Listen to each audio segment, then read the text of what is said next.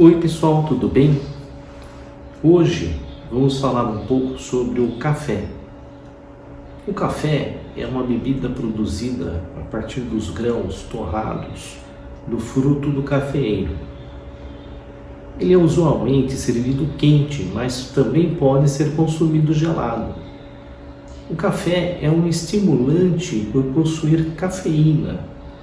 Geralmente, cada 200 ml, equivalente a uma xícara de café, pode conter de 80 a 140 miligramas de cafeína. Em alguns períodos da década de 1980, o café era a segunda mercadoria mais negociada no mundo por valor monetário, atrás apenas do petróleo.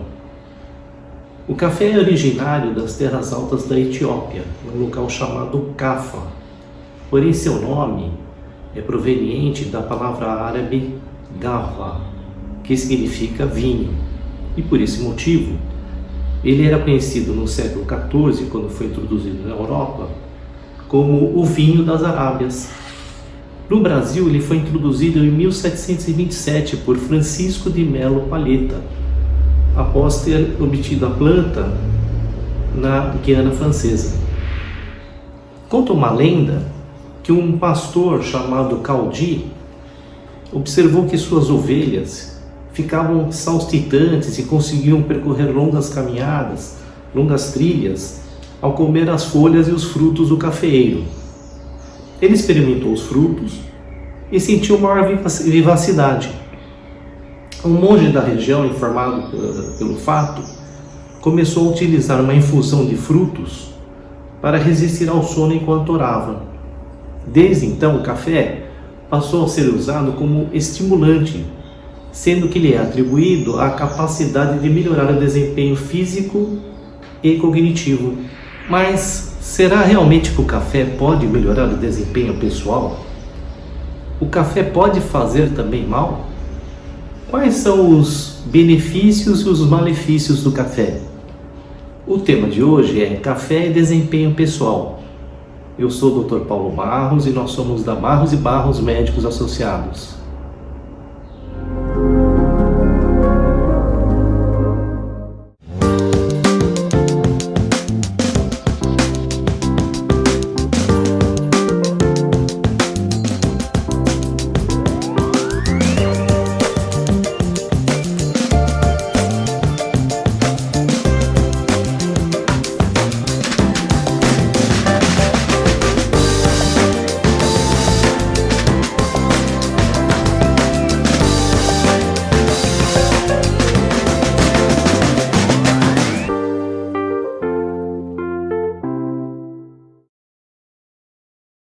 O café possui a cafeína, que é disparado a substância psicoativa mais usada nos dias de hoje.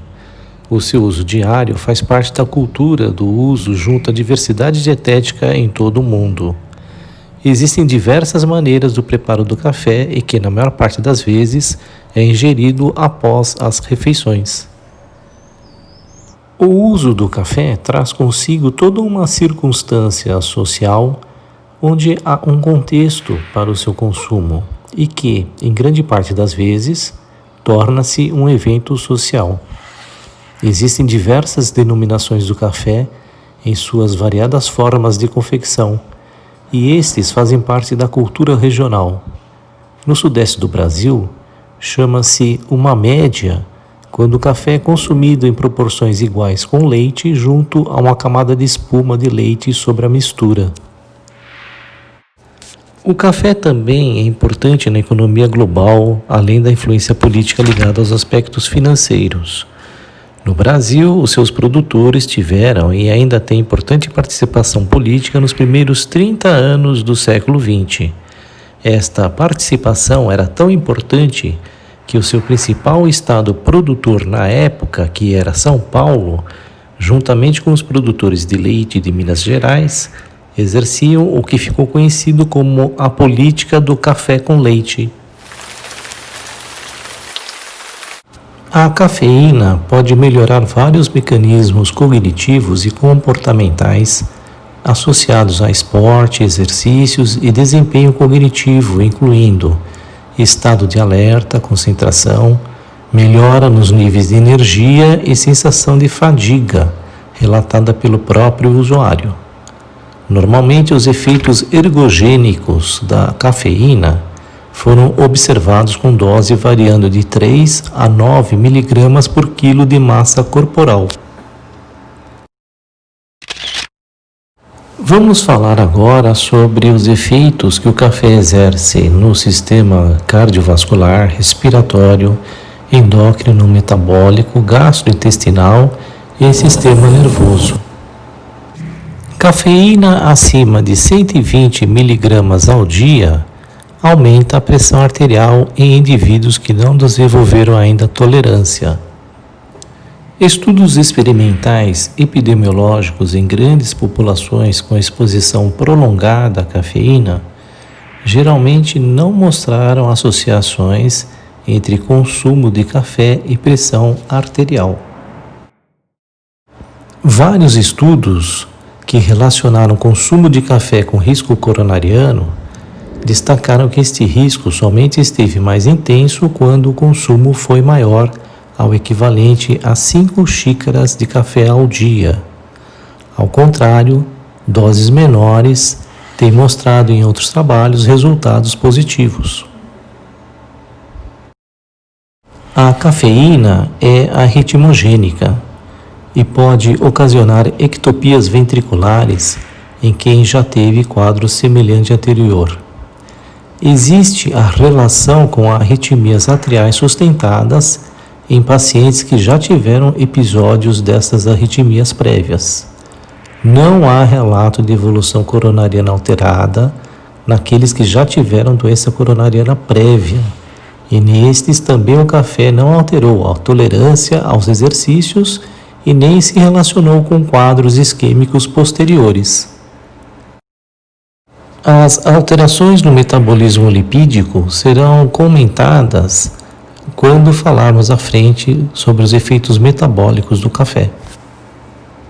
O principal efeito da cafeína no trato respiratório é aumentar a frequência respiratória, provavelmente pela sensibilização do centro medular ao dióxido de carbono. A cafeína tem sido usada como estimulante respiratório e aumenta a ventilação minuta em pacientes com doença pulmonar obstrutiva crônica. É um broncodilatador em pacientes com asma, embora sua broncodilatação seja de apenas 40% comparado com a telfelina em concentrações proporcionais. A cafeína aumenta as catecolaminas circulantes, predominantemente a epinefrina, a atividade da renina plasmática, ácidos graxos livres, cortisol, a taxa de metabolismo e a glicose no sangue. Ela aumenta a lipólise tecidual, aumentando o colesterol.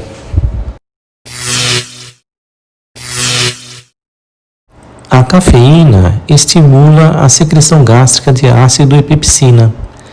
Em alguns estudos, mas não em todos, a cafeína diminuiu a pressão no esfíncter esofágico inferior, um efeito especulado para contribuir com os sintomas de refluxo ácido que são relatados por muitos bebedores de café.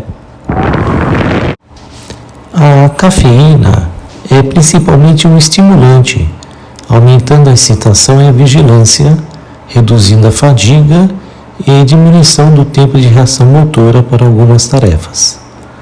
Em pelo menos parte da estimulação experimentada por bebedores habituais de café, é um resultado da reversão do estado letárgico induzido por períodos prolongados sem uso da cafeína. A cafeína também reduz a potência do eletroencefalograma, principalmente nas frequências alfa e teta.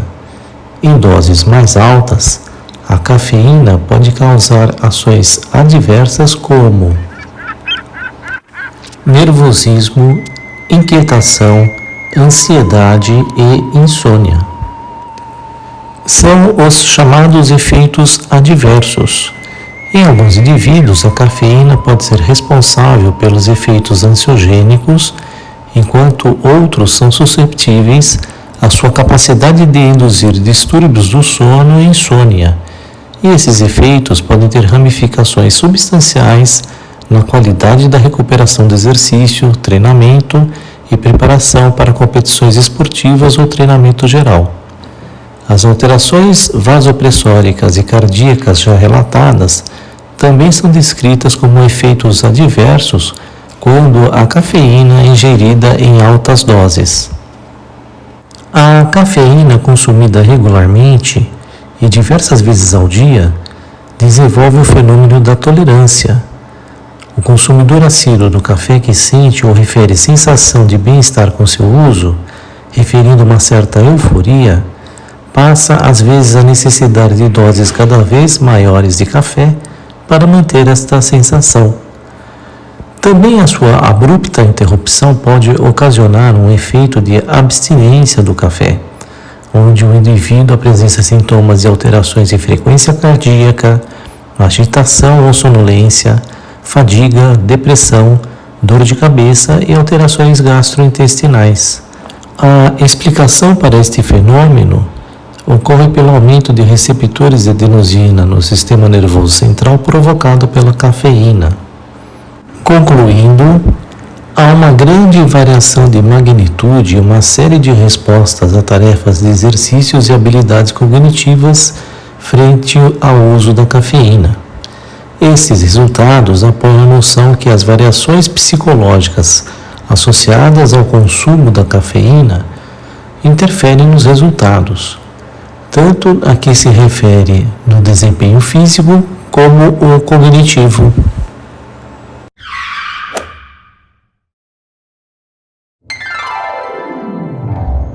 Bem, pessoal, eu espero que vocês tenham gostado e aproveitado do tema de hoje. Eu sou o Dr. Paulo Barros, nós somos da Barros e Barros Médicos Associados. Obrigado.